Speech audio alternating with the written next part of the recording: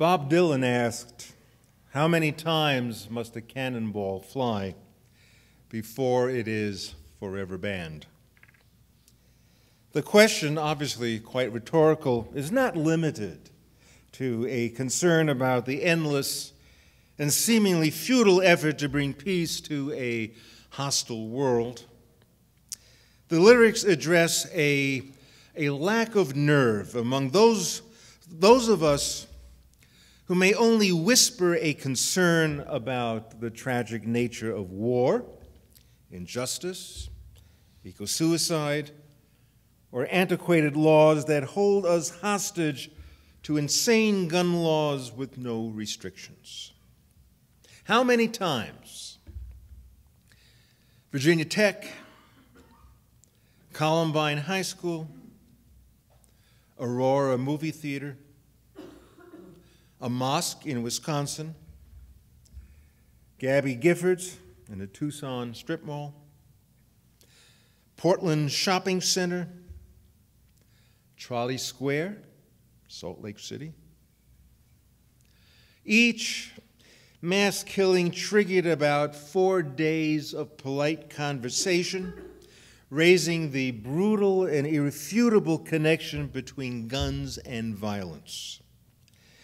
And then, with a gasp of resignation, we accept the controlling powers of a gun culture that has successfully stopped all government regulations on the sale of weapons. Individual rights to bear arms has even been sanctioned by the U.S. Supreme Court. The court struck down a ban on handguns by the District of Columbia in 2008, ruling that there was a constitutional right to keep a loaded handgun at home for self-defense. Yet even prominent conservatives, like Judge Harvey Wilkinson of the Fourth Circuit Court of Appeals, maintain that the text of the Second Amendment creates no right to private possessions of guns. He wrote, "An ambiguous constitutional provision cannot create a substantive right." I was relieved to learn that I was not the only one who thought the Second Amendment was ambiguous. But Justice Scalia convinced the other 4 conservatives on the bench to decide otherwise. And thus, gun control seems to have evolved into a fight we cannot win. And yet, the we in "we cannot win this fight" actually constitutes the majority of Americans, including law enforcement personnel who definitely know a few things about guns. In his powerful book called Moral Man and Immoral Society, that's an interesting juxtaposition of terms, isn't it? Moral man, immoral society. Well, Reinhold Niebuhr, who just happens to be Obama's favorite philosopher and theologian, Niebuhr addresses the nagging issue of human inertia. It's part of our nature. We as humans are fundamentally moral creatures. But that gets diminished when bringing us all together in society because we lack the nerve to fight for what we believe to be morally right. And this dilemma reaches tragic proportions when our inertia fails to thwart the efforts of those who run amok in forming absolutist principles. Niebuhr wrote, "Absolutism transmutes this instrument into unbearable tyrannies and cruelties. The fanaticism which in the individual may appear eccentric, when expressed in political policy, shuts the gates of mercy on mankind." So let me just kind of go back here and say, essentially his message is absolutism, when expressed in political policy, shuts the gates of mercy on mankind. Niebuhr's pointed comment is aimed primarily at movements like Nazism, which he himself was a witness to. Its message that absolutism leads to tyranny and cruelty applies to the devastation of 9/11. But the blueprint of how majority inertia allows absolutists to write political policy that shut the gates of mercy describes the predicament we now face in effort to regulate guns in our nation. The twisted interpretation of the Second Amendment has led to an absolutist political policy. As conservatives scream at an unprecedented high decibel that they want to take their country back, my friend and colleague John Dober says, well, so do I. I don't want our nation in the hands of lunatics. Every year, we kill 3 times as many of our people as Al-Qaeda did on 9/11. An amazing statistic. Every year, we kill 3 times as many people than Al-Qaeda did on 9/11. It's been several weeks now since the massacre of 20 children aged 6 and 7 in the Sandy Hook Elementary School in Newtown, Connecticut. And the conversation has taken a different course from our normal response to gun violence. Legislators who once proudly bore their A rating from the NRA are setting a different course of action. Senator Joe Manchin of West Virginia and Senator Mark Warner of Virginia believe we need new ideas governing restrictions on gun sales and ownership. Former Republican Congressman and now morning host on MSNBC, Joe Scarborough, said that the killings at Newtown have changed his mind about gun control. He has reframed the issue in a more relevant manner, claiming that the gun debate is not about individual rights versus government regulations.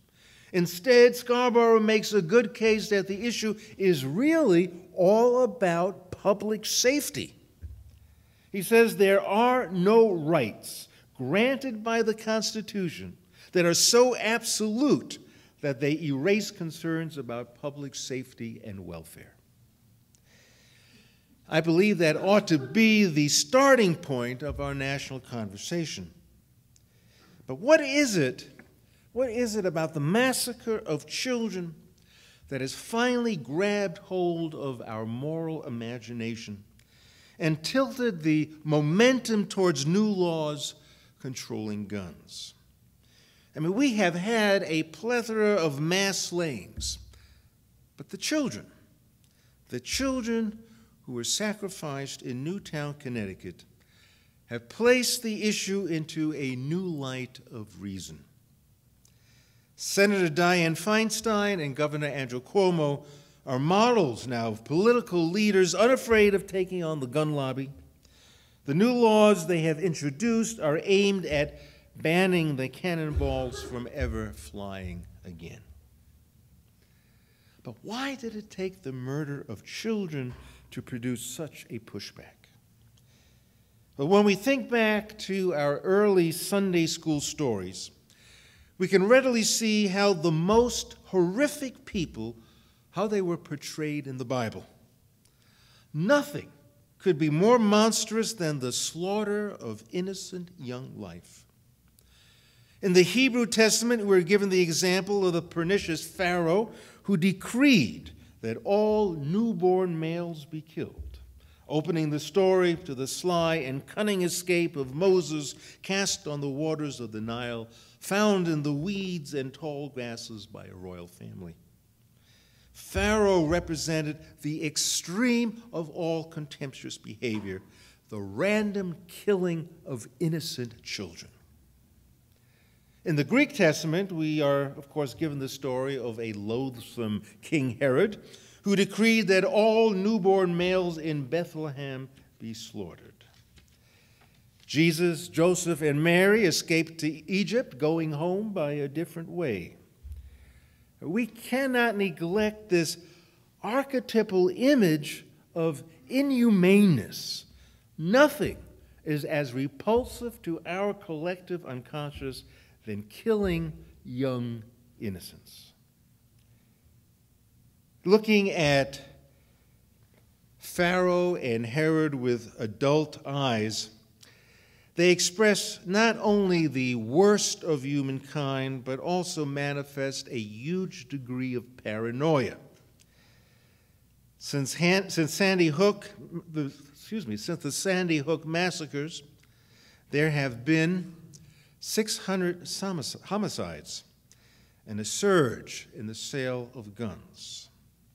I think paranoia applies to our nation at this time as well. The FBI estimates that Americans own 200 million firearms. Paranoia has led to arming Americans with assault rifles, magazines that carry 30 to 100 rounds, and bullets that pierce protective vests. We're not talking about hunting game. We're talking about hunting people. I'm thoroughly convinced that the ancient archetypes about the massacre of innocent children have shaken us to the core. The inertia of our nature has been set on fire. I sense it, but I still need to be convinced. I hear the echo of William Butler Yeats's poem, The Second Coming, written in 1919 following the loss of innocence after World War I. The blood-dimmed tide is loosed, and everywhere the ceremony of innocence is drowned. The best lack conviction, while the worst are full of passionate intensity. That could be the headline in today's paper. The best lack conviction, while the worst are full of passionate intensity. The passionate intensity is ricocheting all over the place, trying to make America deaf to reasonable gun legislation. The premier question now is whether or not the rest of us lack conviction. Or will we rise up? Will we amass the courage to finally treat firearms rationally as the center of the public health crisis that claims one life every 20 minutes?